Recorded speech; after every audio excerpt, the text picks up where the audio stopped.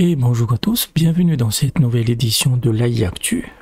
J'ai été un peu occupé ces derniers temps, des 6 persos, donc j'ai pas pu tout couvrir. Donc on va essayer de voir ce qui est sorti jusqu'à aujourd'hui. On verra pour le futur. Donc c'est les deux premières actus. C'est surtout sorti la semaine dernière, fin de semaine dernière. Et la première c'est GPT4All 2. Donc j'avais déjà montré dans une vidéo GPT4All, en fait c'est une application qui vous permet d'installer directement un chatbot sur votre ordinateur, mais le premier GPT4All se basait sur des modèles, je pense que c'était un modèle Llama, et là déjà ils ont changer le modèle. Le modèle est entièrement open source. Et donc, cela open source, ça signifie que le contenu que ce truc produit, vous pouvez l'utiliser commercialement, ce qui n'était pas le cas de la version 1. Et ce qui est encore plus génial, je l'avais déjà montré avec ma vidéo où je parlais d'Alpaca Electron. Donc, c'est une installation en un clic. C'est-à-dire qu'ils proposent des installeurs pour Windows, Linux et Mac. Vous installez ça et ça va tout télécharger. Mais vraiment le modèle aussi. Donc voilà, vous avez directement, si vous cliquez ici, vous avez directement l'accès. Je ne l'ai pas encore fait. Peut-être dans le futur je le ferai. Et ça utilise le CPU et de la RAM. Donc ça marchera sur n'importe quel PC. Après il demande ici quand même qu'il y ait un certain chipset, mais il y a beaucoup de gens qui ont testé et ça marche en fait. Vous n'avez pas besoin de gros GPU, etc. Mais juste que quand vous lancez l'installation, faites attention, c'est un gros fichier parce qu'ils disent ici, vous allez télécharger un modèle de 3 Go. 3 Go, mais en plus, comptez 5 ou 6 Go avec tous les fichiers du truc. Et c'est vraiment cool, c'est vraiment bien. Et on est déjà dans l'open source absolu, accessible à tout le monde.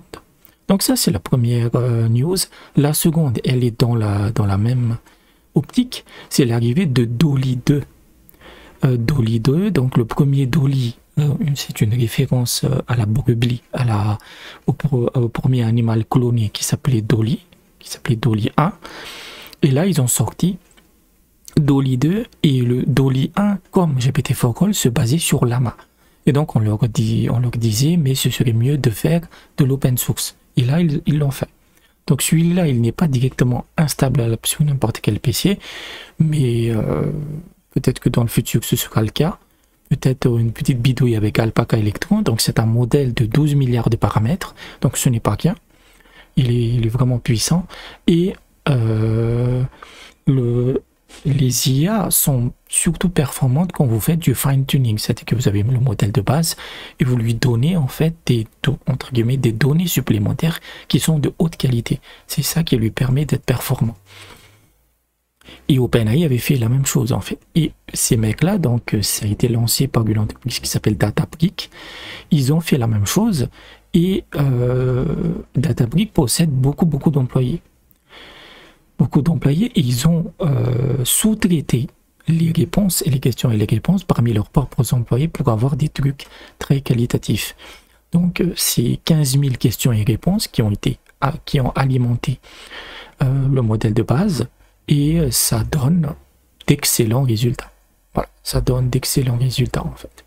Donc on est toujours dans cet aspect open source, c'est-à-dire que on a une tendance aujourd'hui qui est que OpenAI est de plus en plus détesté parce qu'il refuse de partager, ça devient de plus en plus cher, il ne veut rien dire parce qu'il veut garder la pire, c'est normal, hein, c'est de bonne guerre, l'aspect commercial. Et OpenAI le sait que dans quelques mois il sera obsolète parce que vous aurez de plus en plus de modèles qui vont débarquer.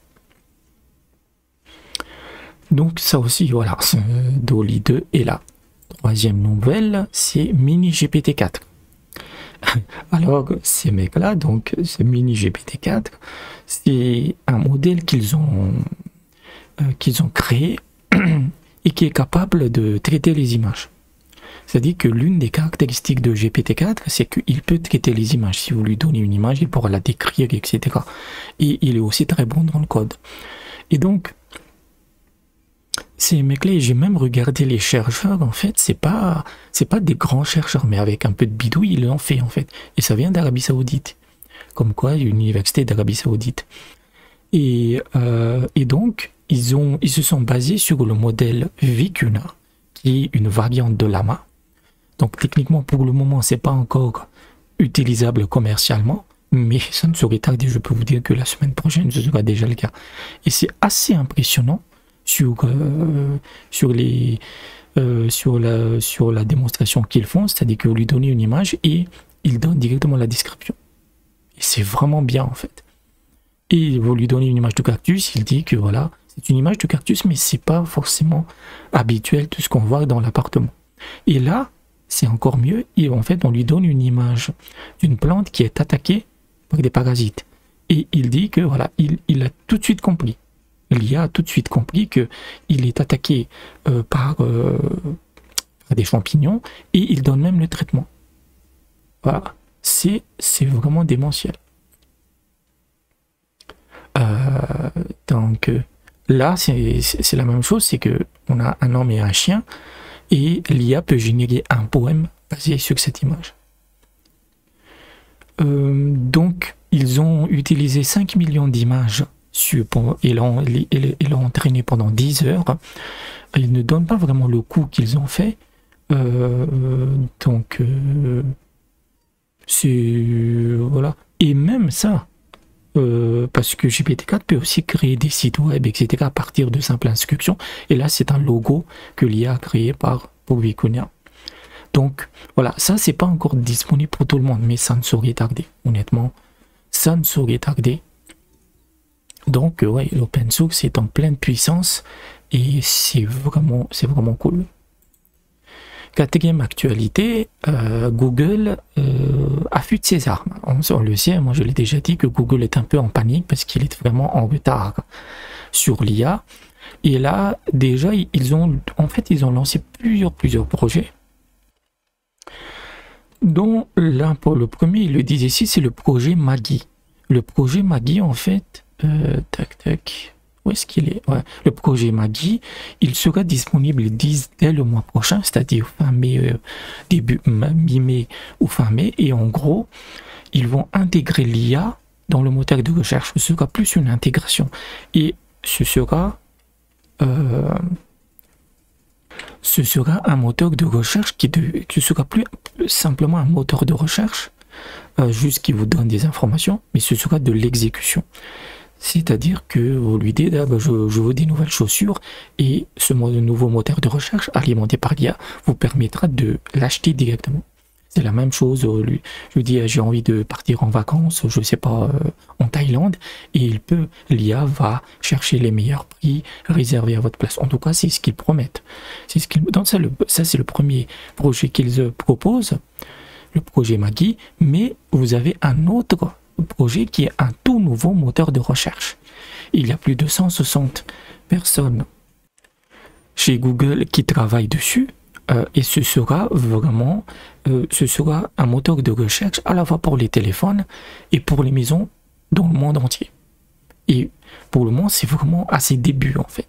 À ses débuts, on ne sait pas du tout comment ce sera implémenté.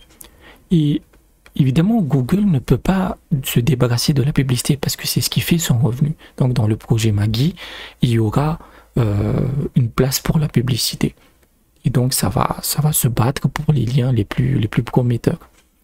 Vous avez aussi d'autres projets qu'ils lancent, mais ils le disent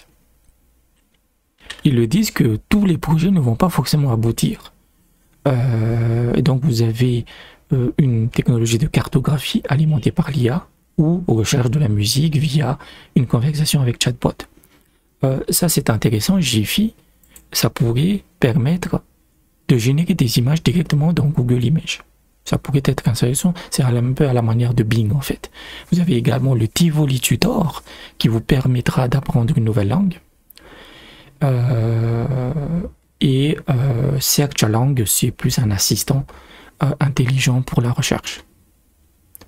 Donc Google, voilà, j'attends vraiment quelque chose de vraiment bien de la part de Google parce que il possède des IA vraiment fantastiques. Bard, déjà jusqu'à aujourd'hui, Bard n'est pas disponible dans le monde entier. Il n'est disponible qu'en Occident. Donc, tant mieux, ça sera de la concurrence. Donc, Google affûte ses armes et dernière actu, Adobe permettra de générer de la vidéo par IA. Donc, moi, j'avais déjà fait une vidéo entière sur Adobe Firefly. Et donc là, vous avez ils ont démontré, pour le moment, c'est pas disponible dans le logiciel, mais dans le futur, dans Adobe Premiere, Adobe After Effects, vous pouvez simplement dire que, par exemple, ça c'est une scène de nuit, je veux que ce soit une scène de jour. Mais ça pourra générer des effets sonores, mais également des petites parties de musique. Ça pourra créer des sous-titres, des logos ou des animations. Et ça pourra convertir directement des scripts, les scripts de vidéo dans des storyboards en fait, pour vous permettre de faciliter le montage. Donc c'est plutôt pas mal. Donc ça marche pas. Voilà, ça marche.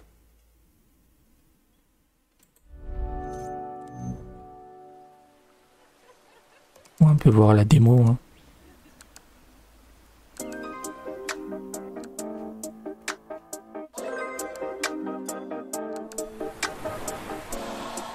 Voilà.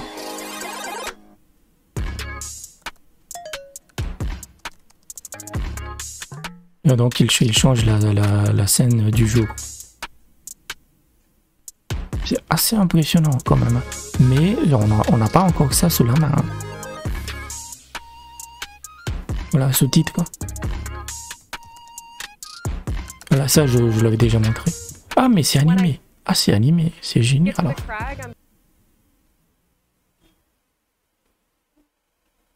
La connexion est en... Ah, carton.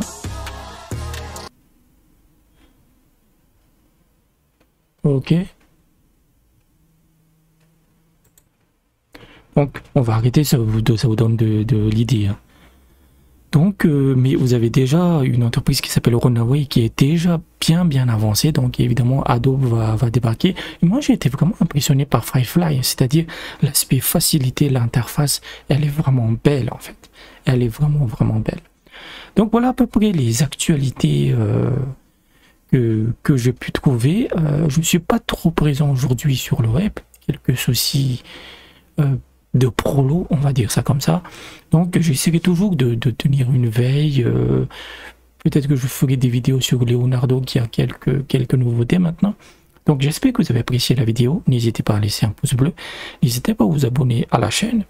N'oubliez pas que vous pouvez aussi me soutenir sur Patreon si vous en avez la possibilité. Et je vous dis peut-être à bientôt.